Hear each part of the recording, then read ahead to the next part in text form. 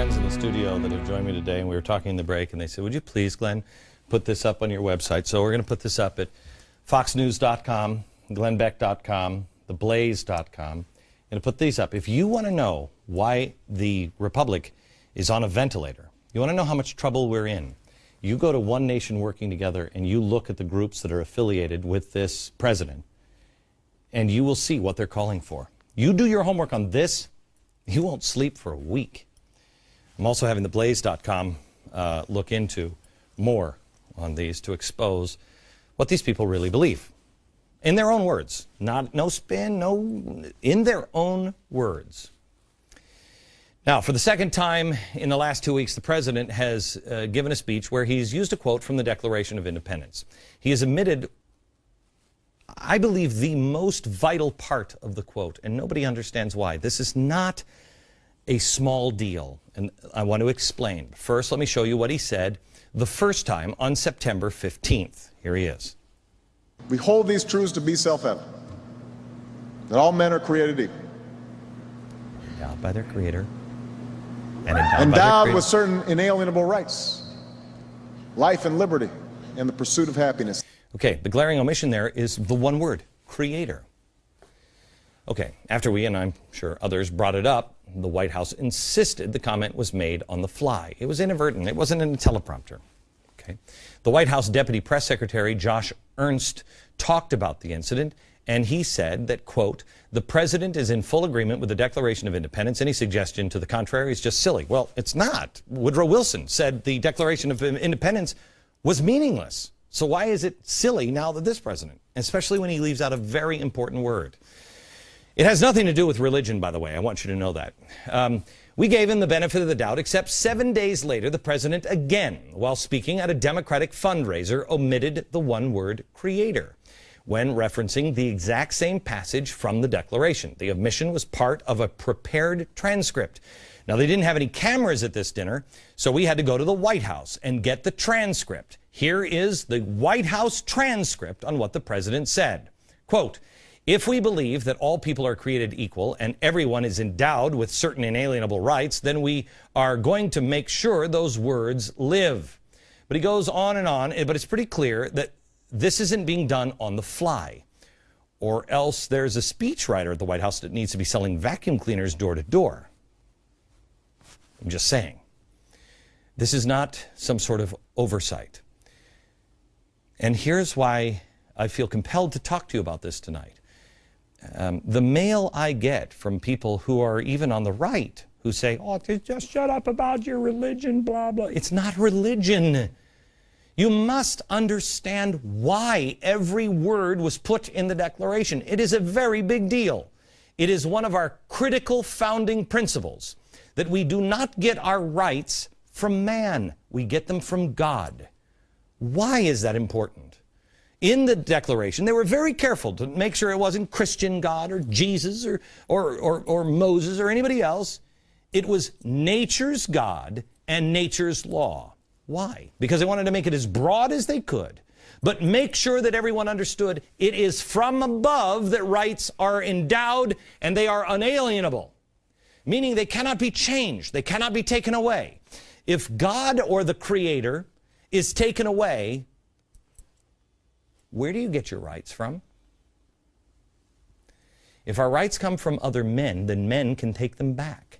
This is about as fundamental of understanding of our liberty. It is essential. It is the reason I made such a big issue out of what Senator Tom Harkin said during the health care debate. Do you remember what he said? I think it was on Christmas Eve or something like that. What this bill does is we finally take that step. As our leader said earlier, we take that step from health care as a privilege to health care as an inalienable right of every single American citizen. Okay. Stop. And as I've said before, stop. this bill does not... Okay, look, Congress doesn't pass rights. They cannot pass rights. They cannot create a right. They pass laws. But this is an idea, a notion that permeates our government now. The rights our founders enumerated, life, liberty, and the pursuit of happiness, have become instead the right to health care, right to a job, the right to a certain wage they deem decent, and the only way to provide those rights is to take your rights to the things you've earned. The problem is, these new rights were the rights outlined by Karl Marx and Engels, not our founding fathers. If that is the path we're going to take as Americans now, then let's have that discussion. Let's stop pretending that we're working from the same fundamental principles, because we are not. If the president, who is a constitutional scholar, if the president doesn't understand the critical word creator in the Declaration of Independence, we're not on the same page. And it has nothing to do with faith or God or anything else. It has everything to do with man seizing power. If you don't believe that we're endowed by our Creator with certain inalienable rights, which means you cannot ever change them, you cannot take them, don't pretend that you just forgot those three crucial words. Come out and tell the American people that you do not buy into the concept of rights coming from creators. Defend your true position. That's all I've been asking for, is you to do your own homework. Question me. Look all of this up. Look it all up, please, I beg you. It does nothing if you're just repeating what I say. Look it up yourself. Know it to be true. And then go to the battlefield of ideas and argue it out and fight it out on the battlefield of ideas. Let the people decide. Under those conditions, not in the cover of darkness or not with lies or smears, our chances are very good of winning, because I trust the American people, and so did our founders. Progressives don't. Back in a minute. All right, earlier in the program, I told you about all of these groups that are standing with the president on One Nation, this big rally that's happening on Saturday. And these groups, many of them think that Marxism is a very good idea. Many of them are calling for a violent or revolution here in America. But the scary thing is that there are some of them that have been working to shape the minds of our children, and they do it in the cover of darkness. They know that they can't get the older crowd, so they have to target the youth. If they get the youth, they got it forever. Remember, communism, we think it's awful, but our kids don't, because they haven't been exposed to it. So they indoctrinate on the evils of capitalism with the things like Story of Stuff. That's that little stick figure thing. Well, I was tired of waiting for somebody else to do it, so I got my team together and we decided to do a little indoctrination of our own. This is available at glennbeck.com. Watch. And now, stick figure logic, the truth about capitalism. Ah, trickle-down economics. 3 words that strike fear in the hearts of progressives young and old, because, well, they fundamentally debunk that whole rich people are evil socialist redistribution of wealth mantra they have tattooed on their foreheads. Basically, trickle-down economics is the theory that wealth and free enterprise actually benefit everybody in the country, not just fat cats, aka the rich. Yeah. Calvin Coolidge got it, and so did Ronald Reagan. Well, Look it up, you'll see. Here's what I'm talking about. Take Bill Gates of Microsoft fame as our example, because he's worth at least $1 billion. Maybe 2. To the Wayback Machine, please.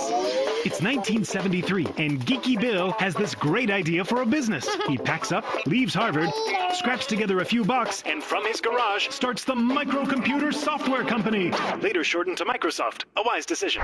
He works hard, comes up with some great ideas, and then boom! Set the space-time continuum dealie to 1986, when Microsoft, no longer operating out of Bill's garage, makes its initial public stock offering. The result? 5 lucky folks, including Bill, become billionaires with a B, and 12,000 others millionaires.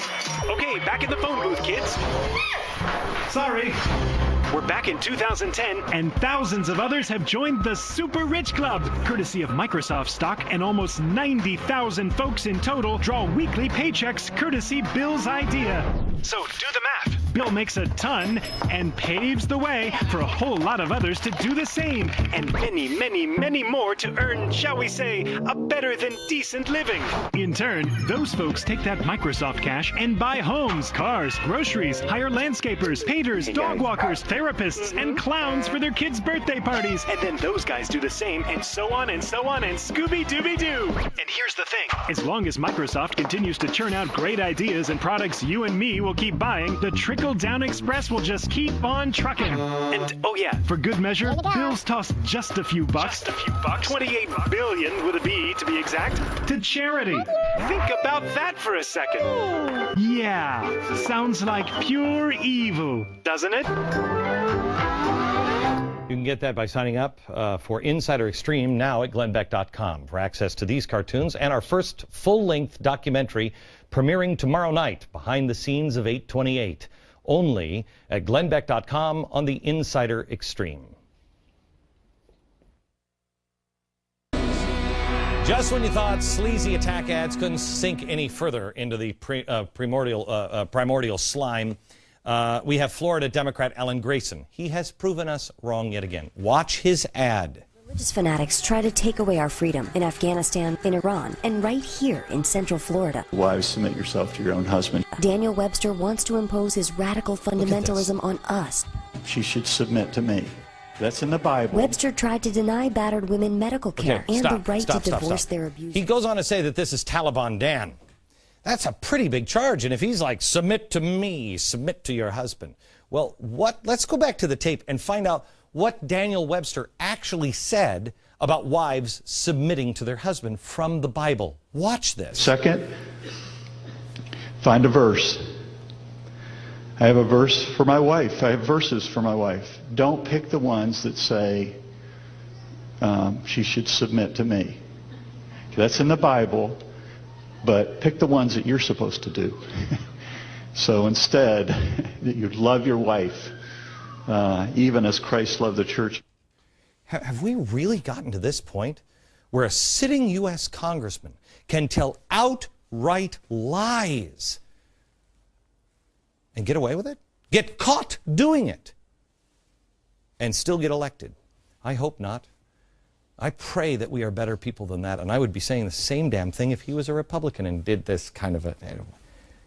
Please, Central Florida, show America, lead the way, that is not who we are.